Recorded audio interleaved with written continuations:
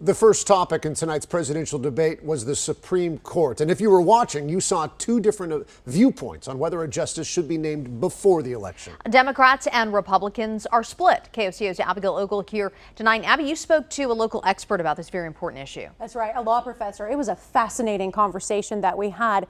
What does history tell us about taking up a Supreme Court nomination this close to an election? Why is it now so divisive? And what can we learn about the upcoming future by looking back to our past? The timing is late, but it is not unprecedented.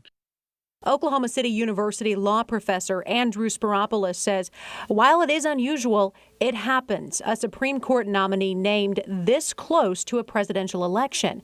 In fact, he points to the very beginning of our nation. If you want to look with the people who framed our Constitution, they were like the worst. They were the ones most aggressive. In the election of 1800, the Federalists who were thrown out of office. They literally, to the last second before Thomas Jefferson's Attorney General walked into the office, were filling vacancies on the Supreme Court. For your kindness. Fast forward 200 years. And if you think about it politically, that makes perfect sense. If you have the opportunity, because you have control, to put in a justice of your own party, you will do so. Some of the same tactics are still in place by both major parties.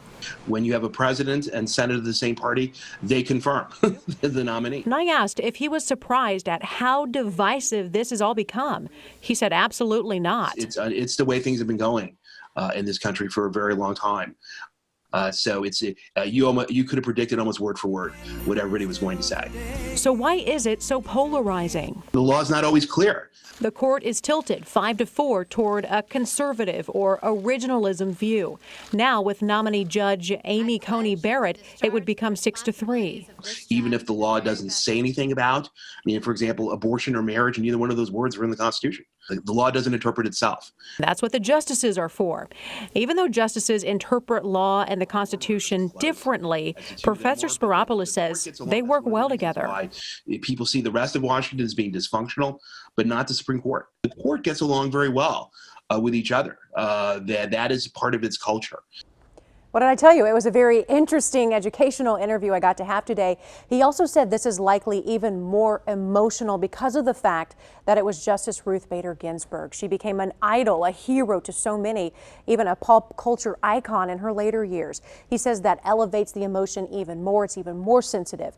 Lastly, by the way, guys, Republicans just need 50 votes to confirm Judge Barrett. Right now, looks like they'll have at least 51.